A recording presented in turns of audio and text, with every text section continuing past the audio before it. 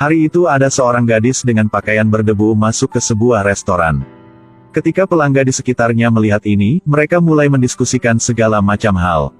Ketika dia melepas bajunya, semua orang bahkan lebih terkejut. Semua orang mengira dia adalah orang buruk. Beberapa orang bahkan meminta pembantu untuk memeluk anaknya dengan erat-erat.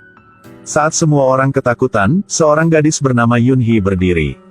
Dia akan menjadi pemilik mal ini, jadi hari ini dia berencana untuk memurnikan tempat ini. Dia naik ke depan dan bertanya kepada pelayan mengapa manajemen sangat lemah pada baru-baru ini. Tempat ini hanya memungkinkan pelanggan yang membeli 100 juta atau lebih untuk bisa masuk. Apakah Anda tidak memeriksa KTP-nya sebelum membiarkan mereka masuk? Mengapa semua kucing dan anjing bisa masuk ke sini? Pelayan masih mengatakan dia sudah memeriksa dulu. Anda bohong, jangan bohongi saya. Huan tahu dia mengatakan tentang dia, jadi dia berdiri untuk menyambut pelayan dan pergi. Tapi dia masih tidak mau melepaskannya dan terus berbicara. Perusahaan tidak mengeluarkan uang untuk membiarkan orang yang tidak terkait minum kopi di sini. Setelah mengatakan itu, dia mengambil label nama pelayan itu dan pergi. Ternyata Huan adalah teman pelayan, dia mengundang Huan datang ke sini untuk minum kopi. Huan tidak tahan lagi dan berniat menuntut keadilan untuk temannya. Tapi temannya menariknya kembali dan menyuruhnya untuk tidak mempermasalahkannya, jadi sudah berhenti. Ketika Huan hendak mengambil mobilnya untuk pulang, dia melihat wanita itu berdiri di luar pintu. Ketika dia akan naik untuk berbicara, teman wanita itu dirampok tasnya. Tidak ada orang di sekitar mau membantu, bahkan berdiri di sekitar melihat-lihatnya. Mereka sangat marah sehingga mereka menyalahkan pembantu. Huan tidak tahan lagi, jadi dia memutuskan untuk mengambil tindakan. Berbicara pelan tapi bertindak cepat, dia melompat ke sepeda dan mengendarainya. Seberangi jalan dan terbang lurus melewati rintangan. Dia melewati beberapa jalan kecil dan menghentikan mobil perampok itu. Ketika mereka melihat Huan sendirian, mereka memutuskan untuk menyelesaikannya. Tapi tidak berharap dia memukulkan mereka dengan cepat. Hanya beberapa menit kemudian, semua orang berkumpul untuk melihat Huan. Seseorang bahkan merekam video untuk mempostingnya secara online. Pada saat ini polisi datang untuk mendapatkan informasi tentang perampokan. Sementara mereka mengira mereka sudah kehilangan tas, Huan mengambil tas itu kembali. Tapi wanita kaya itu sangat kesal. Hanya menarik saja tasnya kembali lalu menyeru temannya untuk melihat apakah temannya kehilangan sesuatu.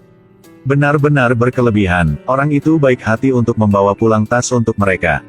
Tidak hanya tidak berterima kasih kepadanya, tetapi juga tidak akan mempercayainya.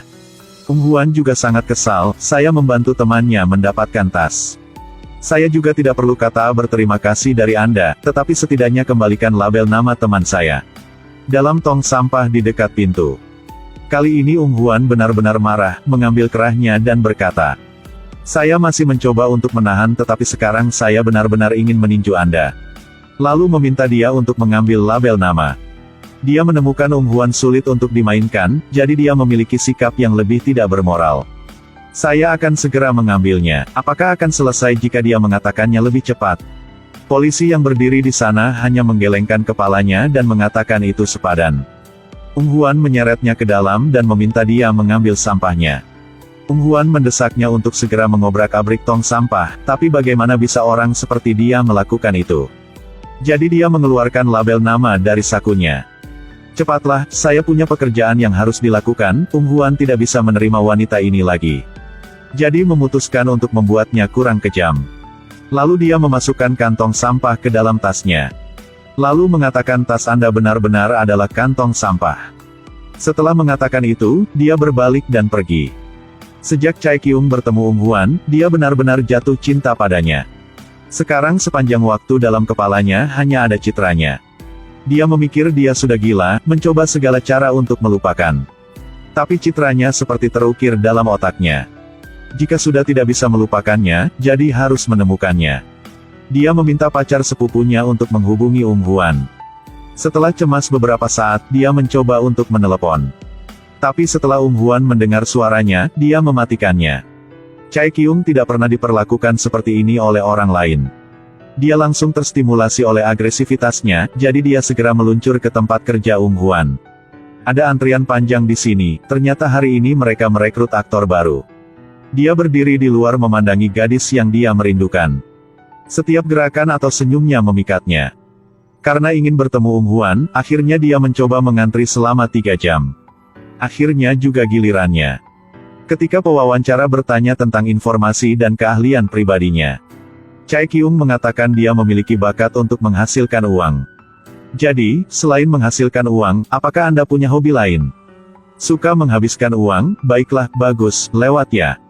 Huan dengan marah memanggilnya untuk menanyakan apakah dia datang ke sini untuk membuat masalah. Mengapa Anda masih menempel dan tidak melepaskan? Dia hanya bisa berbohong bahwa saya datang untuk mengumpulkan biaya rumah sakit. Setelah mengatakan itu, dia menarik bajunya ke bawah. Melihat lukanya akan sembuh, dia juga tampak lebih tenang. Pada saat ini dia masih tidak mengerti bahwa dia sangat mencintai gadis ini. Sedangkan Huan masih kaget karena tindakannya. Tidak ada yang pernah peduli padanya seperti ini. Setelah itu, Chai Kyung juga membantunya menyesuaikan bajunya.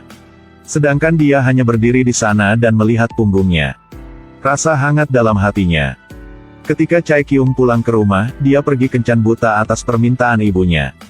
Ketika melihat orang yang dia tolak beberapa hari yang lalu, dia tidak ingin tinggal lebih lama lagi. Ketika dia pulang ke rumah, dia memberitahu ibunya tipe orang yang dia menyukai. Segera citra seseorang muncul di depan matanya. Dia bilang dia menyukai orang yang bermata yang sedikit sedih dan berkulit yang kecoklatan. Hello Riders. Ibunya di ujung sana mengira dia gila jadi dia menutup telepon. Citra Huan masih melekat di kepalanya.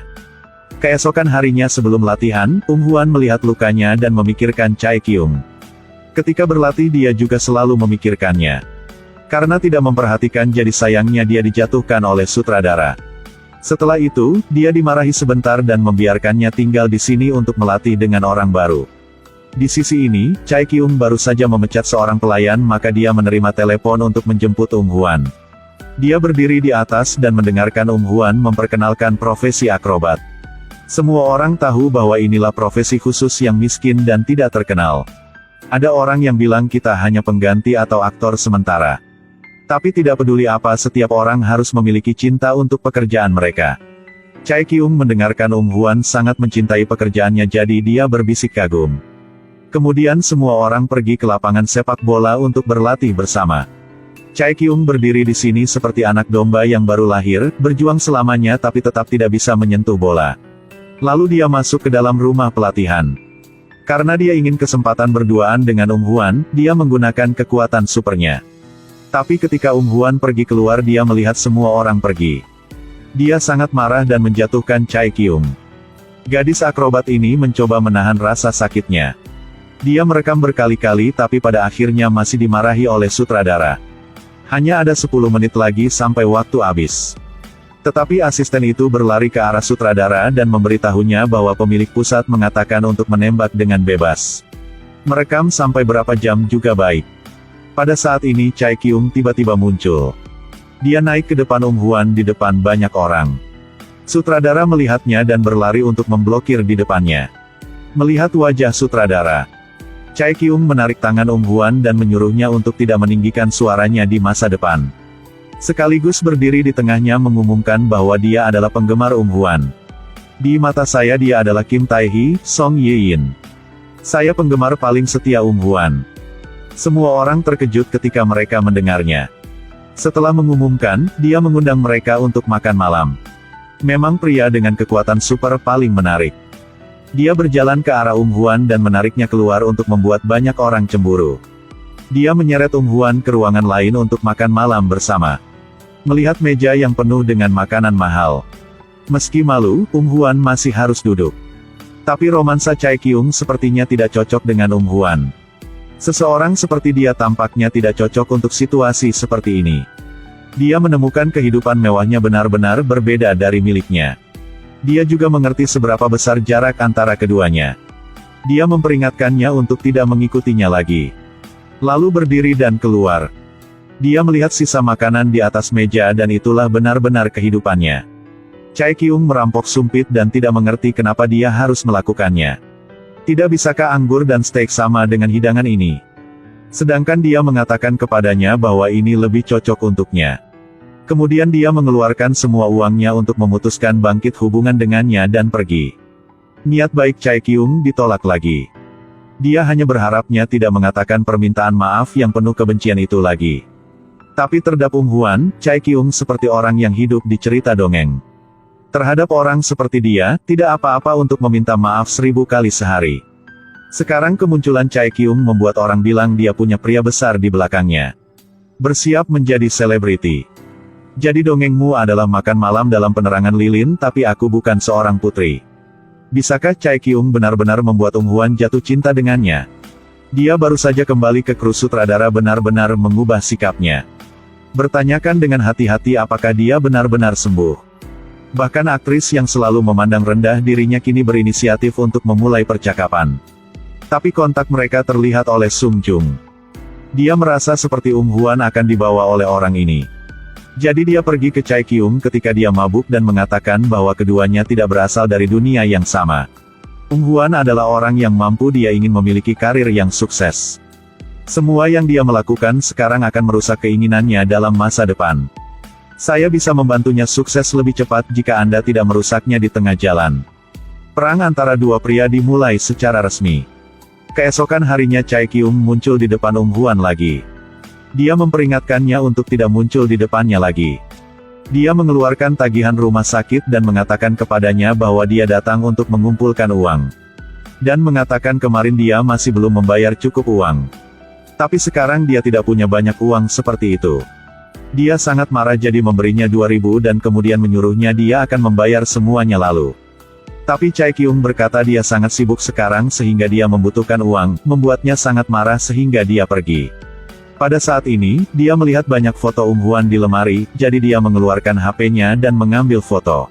Melihat dalam lemari penuh dengan obat-obatan langsung terasa memilukan. Dia terus mengikuti Huan tidak peduli apa yang dia katakan. Dia mengancamnya untuk membantu dia berlatih.